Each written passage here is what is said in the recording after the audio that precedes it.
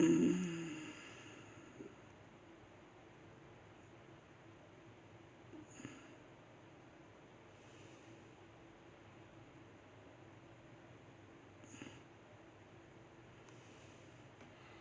है,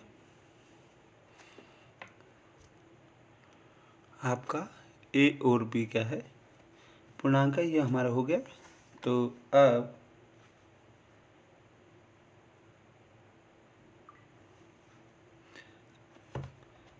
अब इसको हम समझते हैं। ये था हमारा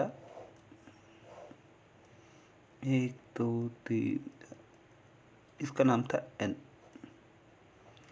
इसमें हमने 0 और ऐड कर दी, तो ये क्या बन गया, डबल। अब हमने इसमें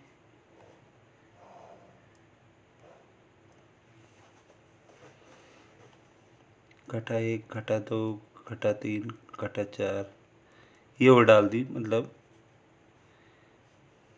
तो ये हमारा हो गया z।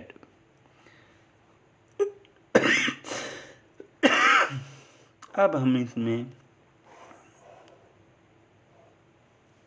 1/2 2/3 3/5 5/7 इस तरह की जो भी बटे की संख्या है, जिनको कि हम बटे के रूप में लिख सकते हैं, वे हमने संख्या डाल दी। तो ये क्या बन गया, Q फॉर कोसेंट। ठीक है, तो हमारा ये क्या हो गया,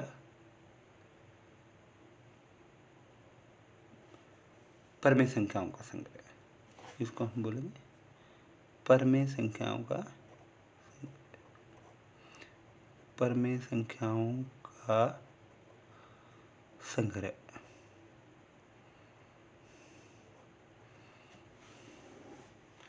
ठीक है, तो मैं जो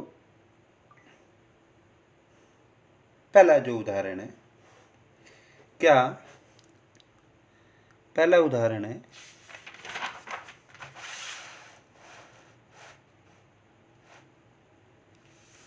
पहला उदाहरण है हमारा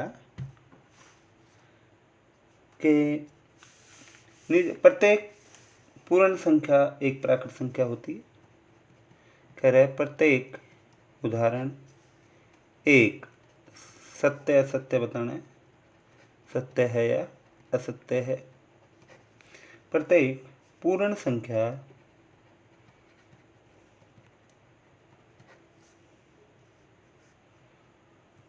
एक प्राकृत संख्या होती है। प्रत्येक पूर्ण संख्या एक प्राकृत संख्या होती है। तो पूर्ण संख्या कहाँ से शुरू होती है, 0 से। मतलब W क्या है, आप हिसाब लगाइए, W क्या है, पूर्ण संख्याओं का समुच्चय यहाँ से शुरू होता है। और प्राकृत संख्या 1 2 3, तो प्रत्येक पूर्ण संख्या प्राकृत संख्या है नहीं। 0 एक ऐसी संख्या है जो पूर्ण संख्या है परंतु प्राकृत संख्या नहीं, तो असत्य है, क्योंकि 0 पूर्ण संख्या है परंतु प्राकृत संख्या नहीं।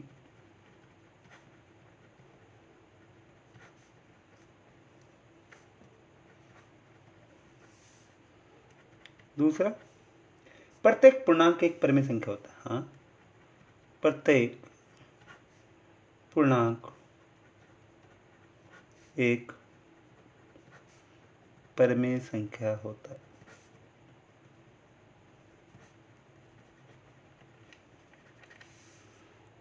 तो क्या है,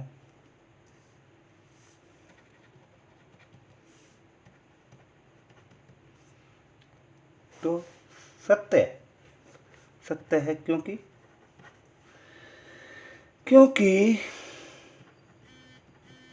प्रत्येक पूर्णांक जो भी है, प्रत्येक पूर्णांक ए को हम A/1 के रूप में लिख सकते हैं।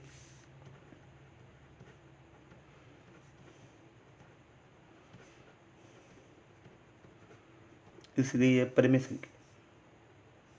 तीसरा, प्रत्येक परिमेय संख्या एक पूर्णांक होती है। प्रत्येक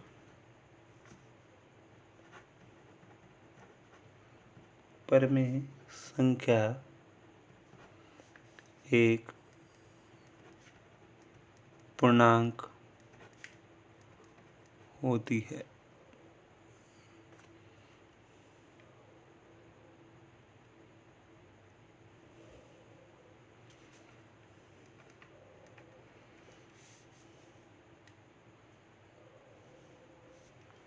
तो असत्य है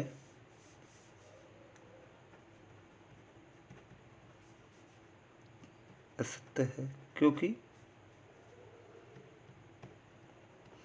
बहुत सी संख्या है, 1/2, 2/3, ये क्या है, ये पूर्णांक नहीं।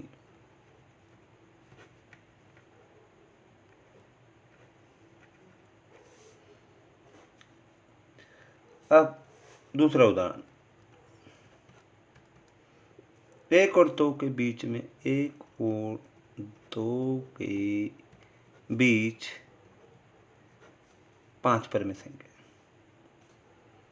5 परिमेय संख्याएं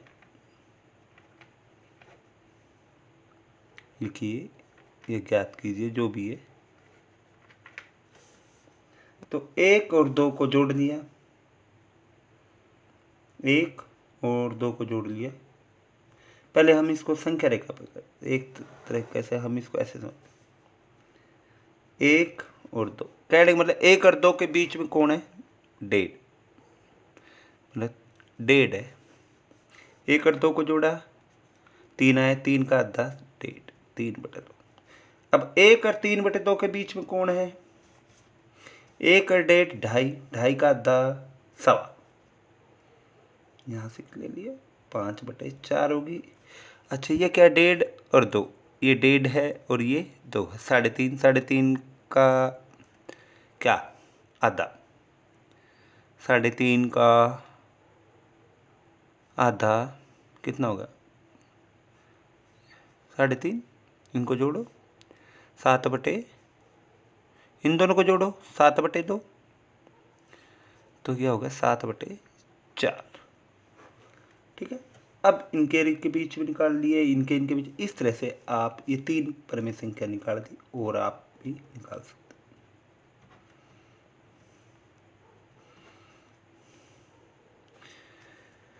अब दूसरी बात, हम इसको दूसरे मेथड से समझते हैं। ऐसे निकालने में थोड़ा सा आसानी सी कम होती है, तो हम क्या करते हैं, दूसरा, कितनी निकालनी है, 6। हल दूसरा अगर हम देखें तो कितनी, 5 परिमेय संख्या निकालनी, तो हम इसको 5 परिमेय संख्या निकालें, 1 और 2, तो 1 को हम क्या लिख सकते हैं, 2, 5, 5 निकालनी, इसमें एक और जोड़ लीजिए, 6 हो गया, तो 6/6, 2, 6 से गुणा कीजिए, 6 से भाग, आइडे मतलब 12/6, 6/6 से लेकर 12/6, एक एक जोड़ दीजिए, 6/6, फिर अगला 7/6, 8/6, 9/6, 10/6, 11/6, 12/6, तो ये आ गई आपकी 5 परिमेय संख्या है। हाँ,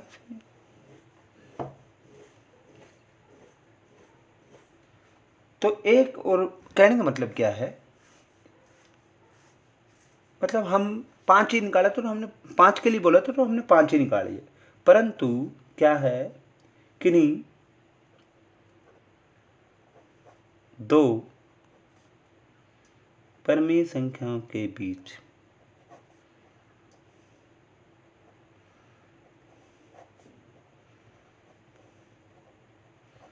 अपरिमित रूप से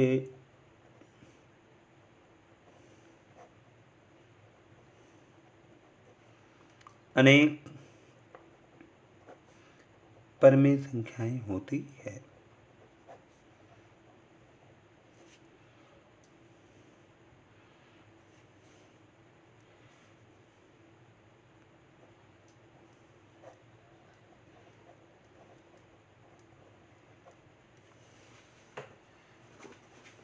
ठीक है, तो संख्या रेखा पर तो हमने क्या ले लिया, हमने परमेय भी उठा ली। तो संख्या रेखा पर बची हुई संख्याओं को हम क्या कहेंगे? इस प्रकार हम जो इस तरह की संख्या है किस प्रकार पहचानेंगे?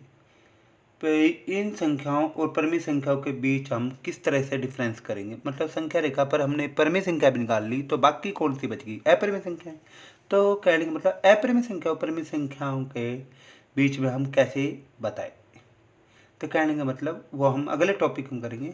तो पहले क्या है, पहला क्वेश्चन है वो प्रश्नावली 1.1।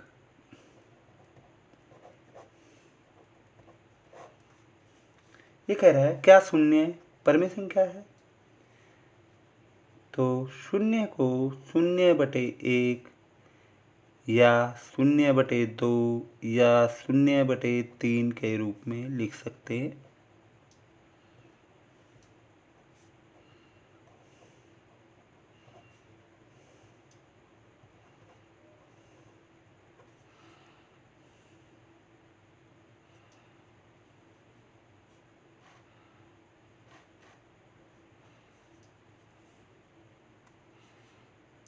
ठीक है, तो 0 मतलब 0 एक परमेय संख्या।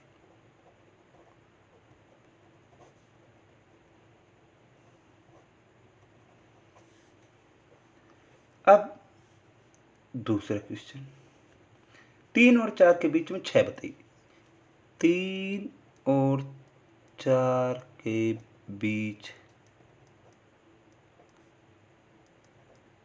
6 परमेय संख्याएं बताइए।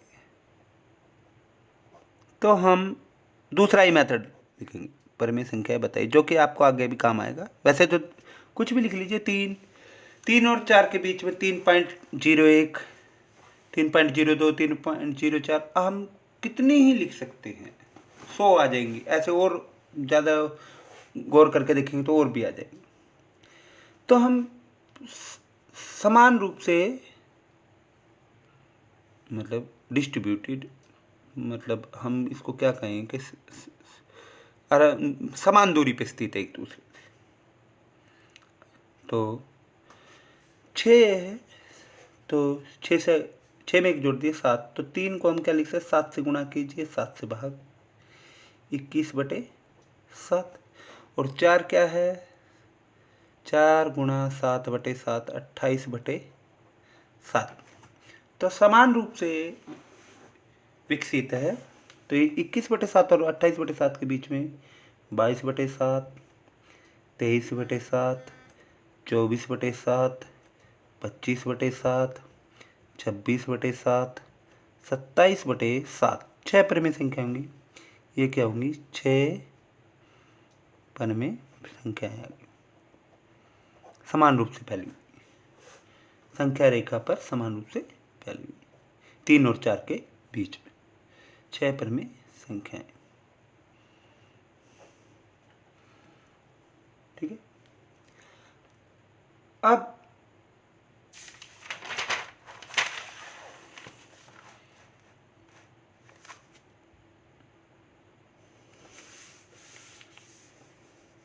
तीसरा क्वेश्चन, 3/5 क्वेश्चन, 3/5 और 4/5 के बीच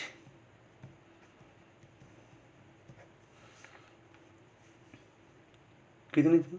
5 परमेय संख्या, 5 परमेय संख्या, परमेय संख्या। अब देखिए 3/5 बेस सेम है, इसका भी बेस सेम है, बटे में 5 है। तो हम इसको 3/5 को इससे अगले से गुणा कर लेंगे, 6/6। तो क्या हो गया? 18/30। इसको भी 5 6 से गुणा कर लेंगे, 6/6 कितना गया 24/30। तो 18/30 व 24/30 के बीच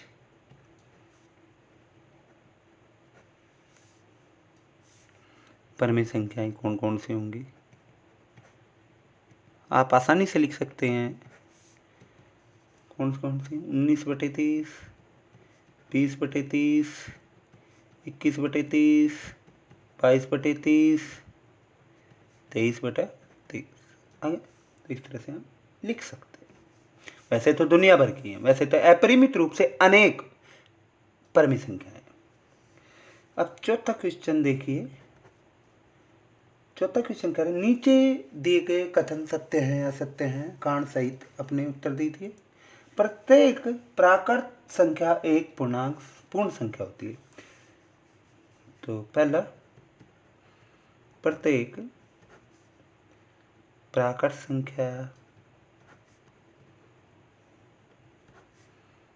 एक पूर्ण संख्या होती।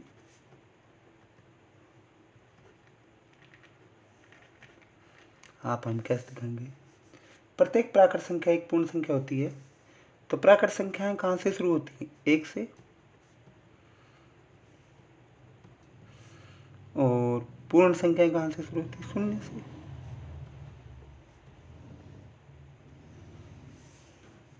तो प्रत्येक प्राकृत संख्या पूर्ण संख्या, परंतु प्रत्येक पूर्ण संख्या प्राकृत संख्या नहीं, तो सत्य है। ठीक है। अब प्रत्येक पूर्णांक एक पूर्ण संख्या होता है। प्रत्येक पूर्णांक एक पूर्ण संख्या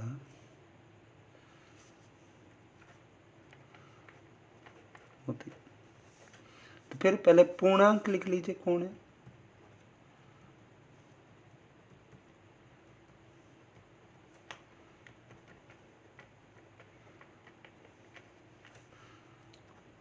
वो पूर्ण संख्या है।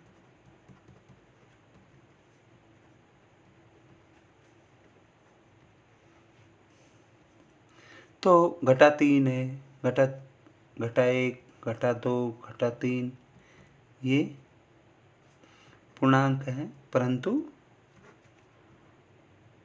पूर्णांक है जो कि पूर्ण संख्या नहीं है, इसलिए असत्य। अब तीसरा जो क्वेश्चन है, प्रत्येक परमेय संख्या एक पूर्ण संख्या होती है। तो प्रत्येक परमेय संख्या एक पूर्ण संख्या होती है। तो प्रत्येक परमेय संख्या, तो नंबर 1 पूर्ण संख्या क्या है?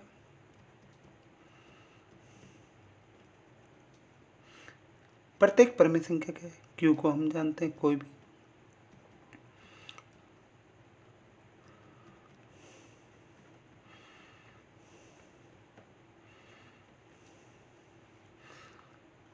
प्रत्येक परमेय संख्या एक पूर्ण संख्या होती है। तो 2/3 है, 1/2 है, ये पूर्ण संख्या नहीं।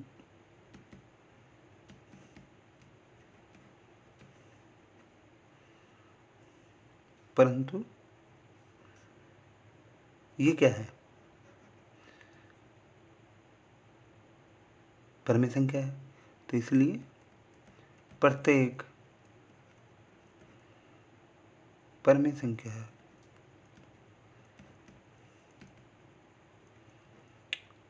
पूर्ण संख्या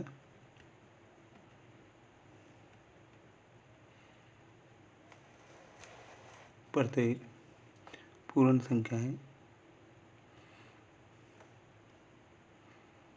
नहीं।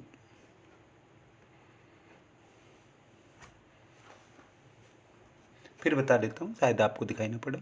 ये कह रहा है कि प्रत्येक परमेय संख्या एक पूर्ण संख्या नहीं है।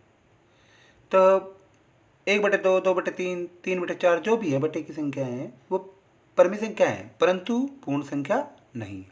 तो इसलिए हम ये गलत है, असत्य, असत्य। तो ये जो इसने स्टेटमेंट दी थी है या नहीं है, तो नहीं है, ठीक है, तो असत्य।